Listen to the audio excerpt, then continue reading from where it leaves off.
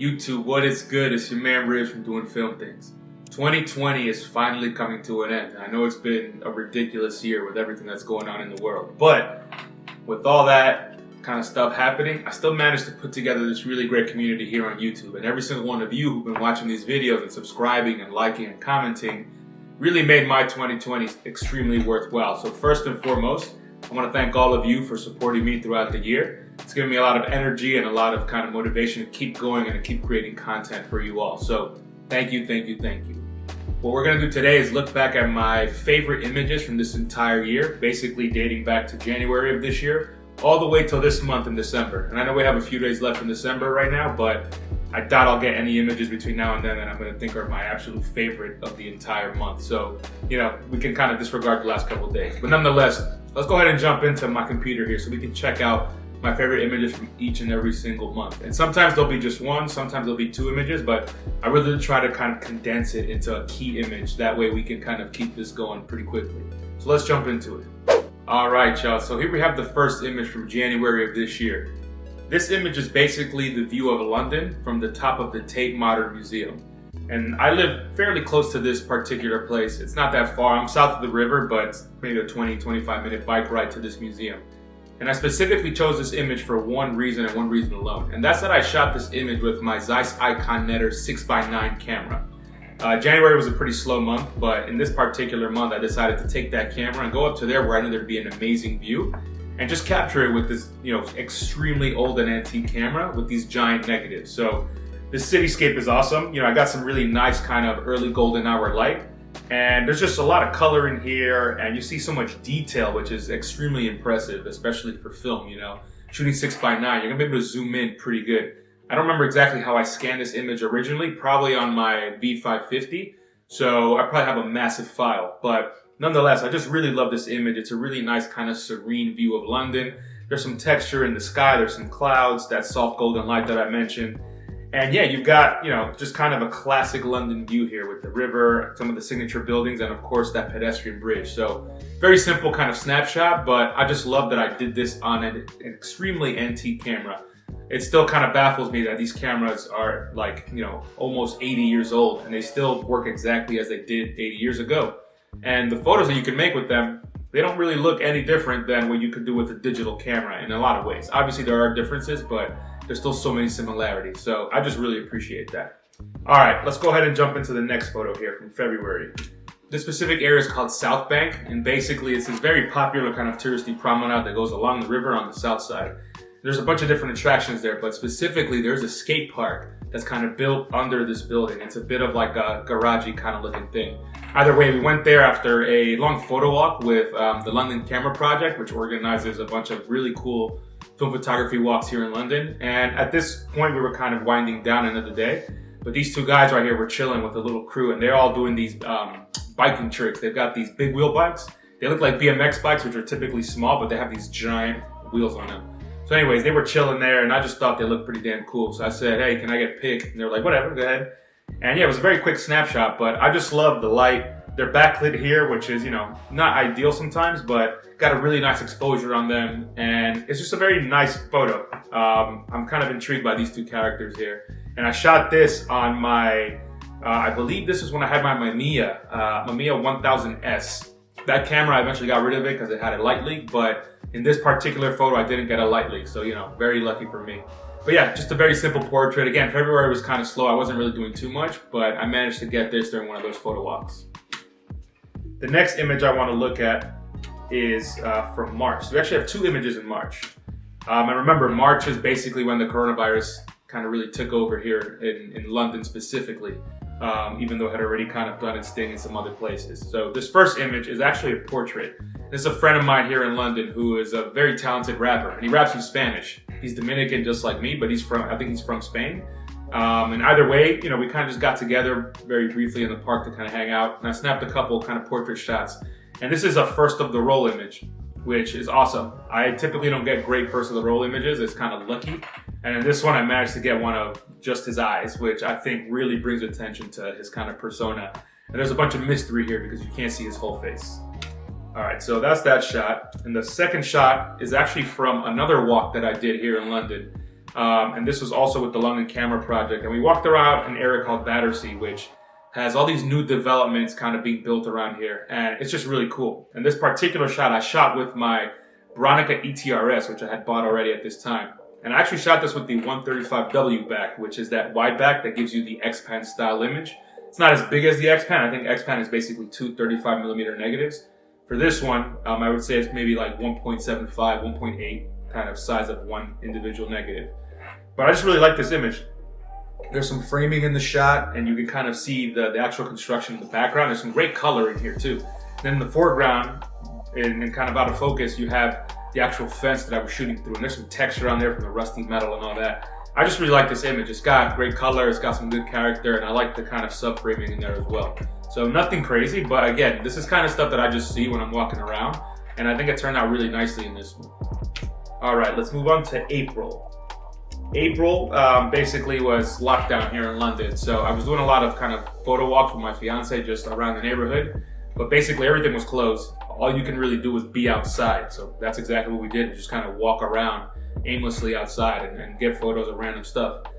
So this is a photo I got of a kind of parked antique car under a tarp. And the reason I really like this photo is because this was actually cross-processed.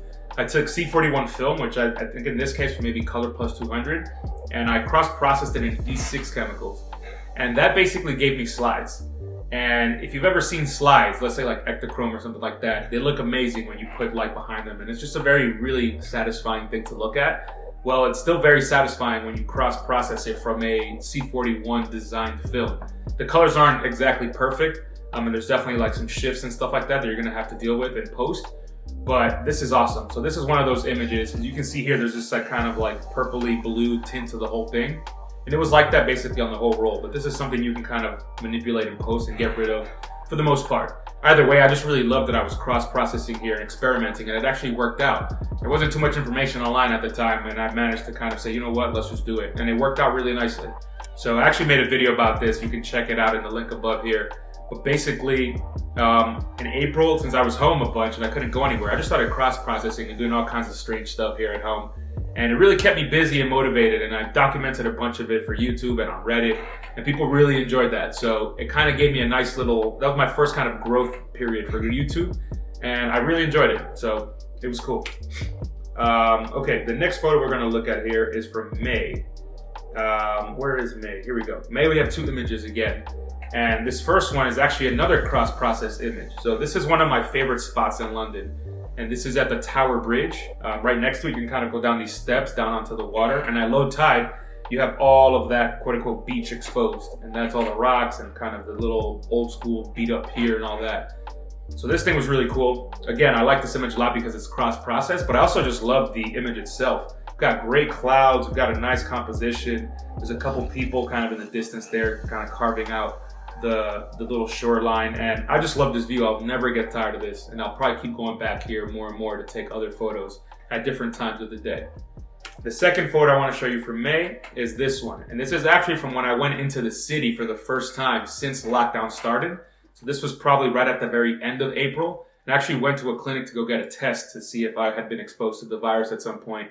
And I did. I had positive antibodies. And I knew I was sick because I was sick in March, and it wasn't great. I wasn't like terribly unhealthy, but it was like a really bad flu basically. And I always suspected that I probably had the virus at some point. So ventured into the city for the first time. And this view that's what I saw. There's nobody on the tube at this time. This was really like kind of deep into the lockdown when nobody was taking the tube for anything because everyone was scared. And I took this tube around midday, probably 12 o'clock, 1 o'clock, and it was just empty. I remember being the only person in the train car, so I love this photo. And I got lucky here because the screens that have the advertisements in this photo were showing a scene where probably looks like Iceland or something, or maybe somewhere in like Norway during the winter time when you get all the northern lights. So it adds this whole bunch of intrigue into the image. It adds this pop of blue and green, which I think looks really cool here, especially with the tunnels going in, and I've got the leading lines. It's a very simple photo, but I got lucky with the colors, and it just really makes it look that much more interesting. All right, so we're jumping here forward to June, and there's two photos here in June. So the first one is actually from a protest that I went to at the American Embassy. June was when the George Floyd murder happened in the US, and that galvanized so much activity across the entire world. And it happened all over the US, of course, and of course here in London as well. So I partook and went to these protests, and it was very, I say, therapeutic and invigorating. You know, you're seeing all this terrible stuff on the internet, and you kind of like can't get away from it. Going to the protest obviously isn't getting away from it, but it actually is almost like a slight healing process compared to just reading about things. Here you're in the streets, you're with people, you're all kind of collectively getting your emotions out, and it was amazing. And this particular photo I think is probably one of my favorites because it just shows how many people were there. You can look around, there's literally no room. Everyone's kind of shoulder to shoulder. And fortunately, you know, this is all outdoors and everybody was wearing masks, so there wasn't any major spike of the virus after this. You kind of look at the statistics for this time period and going later, and the numbers, if anything, just kept going down 2 weeks, 3 weeks, a month later. So, you know, it was a very safe situation, but it was also a very necessary and kind of invigorating situation. And I'll never forget this. The second image from June is actually from the Lake District. So this is when the UK started to open up a bit again and you could kind of do some things domestically. So my fiance and I basically headed out to the Lake District. And there we basically hiked a ton. Saw some amazing sights. We climbed Scafell Pike, which is the highest summit in the UK. And this is actually the view coming down from Scafell Pike, but pretty far from the summit. This is kind of at the very end. But we kind of took an off-beaten path and we ended up with this. And it's the single best view of this entire trip. Funny enough, this negative has a streak on it, a developing streak that is, I don't know how it happened, but clearly it was my fault. And obviously it's not here because I photoshopped it out. But if I ever print this image of the darkroom, you're gonna see this kind of like very soft, You're gonna see this very soft overdevelopment section. And it's really frustrating because it's my single favorite image of the entire trip. And it's, you know, quote unquote ruined, but you know, it's still a great photo nonetheless. So this is it. I launched the podcast. Go check it out on Instagram. It's @NewClassicFilm. It's on Spotify currently. It's also on a web link, and it'll be on Apple Podcasts and Google Podcasts very, very soon. So go to my Instagram @Ribsy, and you'll see the information on there, or go to the Instagram for the podcast, which is @NewClassicFilm. And please take a listen. We got a lot of content coming on that podcast. I've already recorded a ton of interviews, so I'm very, very excited about it. All right, moving on to July. So July, I had the great fortune of going back to the US for a couple weeks. And I hadn't been to the US in a very long time, especially because of the lockdown. So I think this was like 6 or 7 months later after the last time I went to the US. And I was just itching to go back home for a bit. See fam, see friends, just be in the city. The city gives me this energy and it makes me feel so good. London is fantastic, but this is not my city. New York City is my city. So this photo is actually a photo of my parents. I shot this on the Rolleiflex that I got from a friend of mine. And I just love the portrait. It worked out. This is the stoop where basically I grew up and my parents are just chilling there. And I just think it's a really nice photo. There's not much more to say about it. And it's of my parents, which obviously is symbolic and all of that. But my return to home, you know, it obviously includes this. So I just love this photo and I'm really happy that I took this photo. I think I'm gonna cherish this one for a very, very long time. The other photo I wanna show you from July is also from New York City. And this one is of me hanging out I was just walking around here, uptown in Washington Heights where I'm from. And, you know, you got a lot of people in motorbikes and in like little ATVs and stuff like that, always cruising around in the summertime. It's just a cultural thing. You know, we don't have dirt tracks and that kind of stuff in Manhattan, but people just do it in the streets and they play music and they make a lot of noise. And these guys just were coming through when I was walking around the streets. So, you know, I just started popping photos off of them. And I got pretty close up and they noticed me.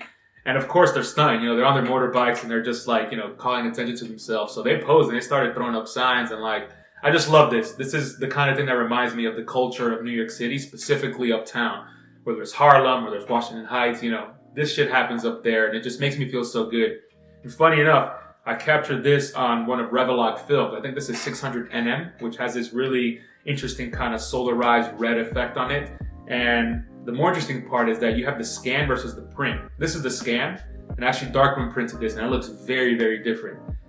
The effects that they do to the films before they sell it to you, they kind of manipulate it in ways that manifest differently whether you scan or print. And that's just very interesting to me because, of course, I print a lot. So you can check out this video above so you can see the print version. But I just love this image and very, very happy that I got to see this and witness this. Okay, moving on. The next we want to go to is August. So we've got one photo for August, and it's actually this photo right here. This is from when I went down to the south coast of the UK. We were in Devon. And this is specifically in a place called Whitman's Wood, which is this tiny little foresty section in the middle of this kind of open field plain. I don't really know how to describe it beyond that, but Somehow, some way, this little forest area just basically grew, and it's got all this super dense trees, and it's got all these windy trees that have all these little almost like tentacles sticking out. You go in there, and the rumor is that it's haunted and all this stuff. It's kind of an interesting, spooky thing, especially when I went, because it was very overcast and rainy, so it was just the whole mood. And it's very hard to photograph in there because there's trees left and right, and there's no kind of concrete path, and you just really have to snap a ton of images and figure out which one in the end kind of worked out. And that's exactly what I did. The other thing is I came here with Hectare 100, which is a great film, but not for when you're deep in the dense trees. It's very, very dark in there technically. So I was shooting wide open, I think f4 on my landscape lens, and ISO 100 obviously, and I think my shutter speed was 1/30th of a second or something. And I fortunately got this one just barely in focus and relatively sharp, even though it's handheld so slowly.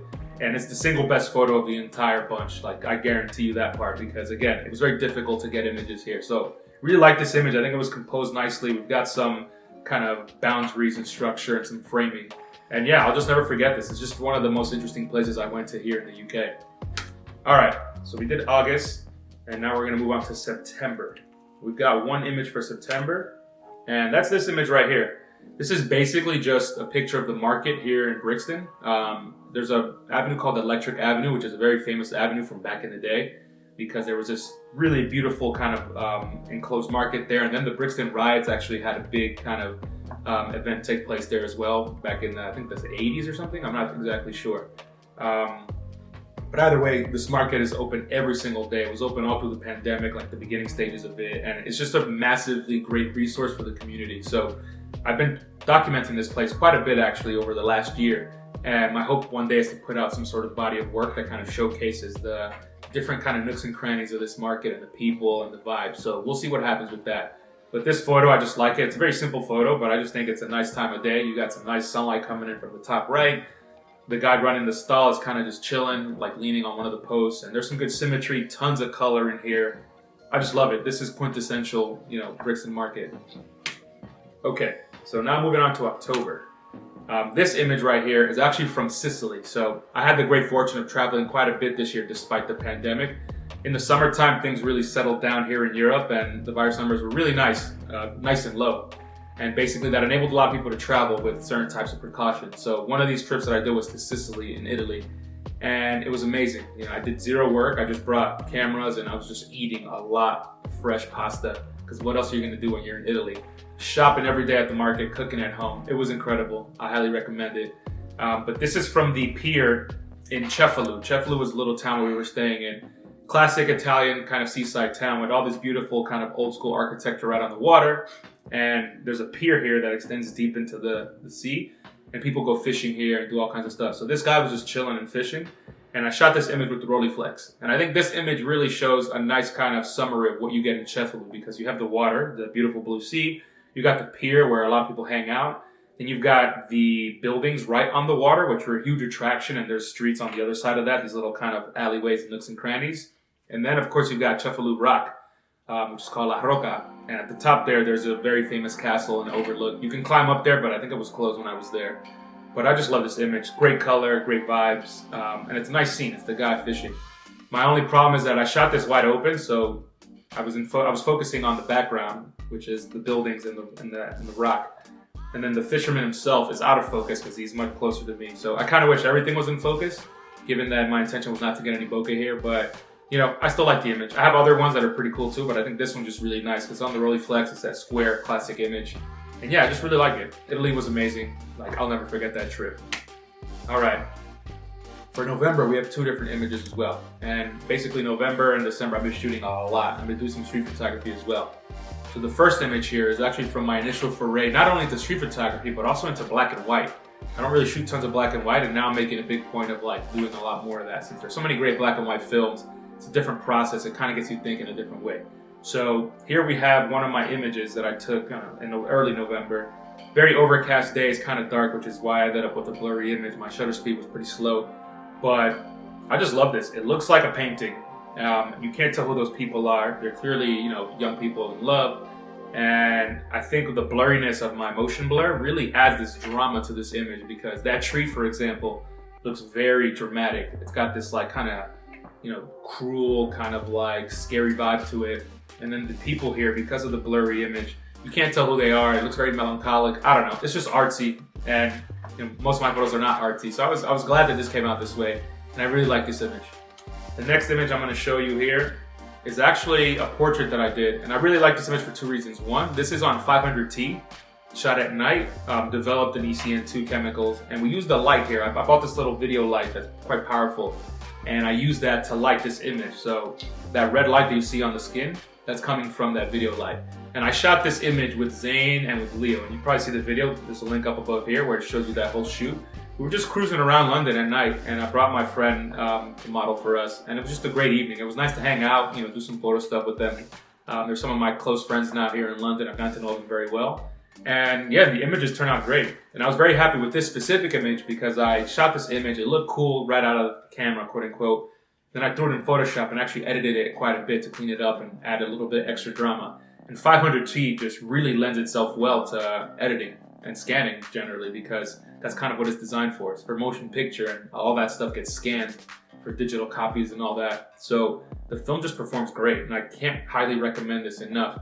You can shoot 500T for 35mm or also for 120. It's definitely worth doing it, so check it out. All right, moving into December. Just got one image for December, and it's the only one I'm going to share, but this image kind of summarizes the year for me. I live in the UK, I live in London, specifically in Brixton, south of the river. And this is one of my street images. I was just kind of walking around, and there's this underpass under one of the railways that has Brixton right on it, kind of painted. And I took a couple shots here, but this one specifically is really nice because the two people in there are kind of aligned with the letters. So for example, you've got the woman that's aligned with the letter I, and then you've got the guy that's aligned with the letter N, or at least one side of the N. And that's just pure luck, you know, you kind of just keep snapping. I didn't even try to do this. I took a couple photos not knowing what would happen, and this one came out this way. This photo was actually not exposed great. As you can see, it's quite overexposed in the background, which gave me a lot of detail under the tracks, which is where the shadows were, but you know, it's just kind of a bit aggressive. But I edited this a bit, I added some contrast and messed around a bit. This was shot on Kodak XXX, which is that classic movie film, and recommend that film as well. You typically have to buy it from someone else who's bulk rolled because they don't sell it as individuals for $35, but you know, it's still worth it. It's cheap and it's pretty well available across the internet. So yeah, this summarizes my year. I've kind of now started focusing a bit more on street photography. So you're gonna see a lot more images like this, and hopefully even better images. So that's kind of where I'm at now here in 2020, and going into 2021. Obviously a lot more street photography, but I want to do portraits again. I'm gonna get back into those nice medium format portraits. And then hopefully I get to travel some more, which will really bring a whole new added element of interest into my photography as well. So really hope you enjoyed these images. This was kind of my journey through the whole year. And again, thank you so much for all the support this year. I really appreciate each and every single one of you. And I look forward to making a lot more content going into next year. If you enjoyed this video, please go ahead and leave me a like, and of course, comment. Let me know what's your favorite photo of all the bunch I showed you. And go ahead and subscribe if you haven't already as well. But that's what I got for today. Thanks for sticking to this whole video. I know it's quite long. And have a happy new year, and let's hope that 2021, you know, we kind of get this virus behind us, take care of a lot of people who need help, and then, of course, keep shooting. All right, y'all. Peace.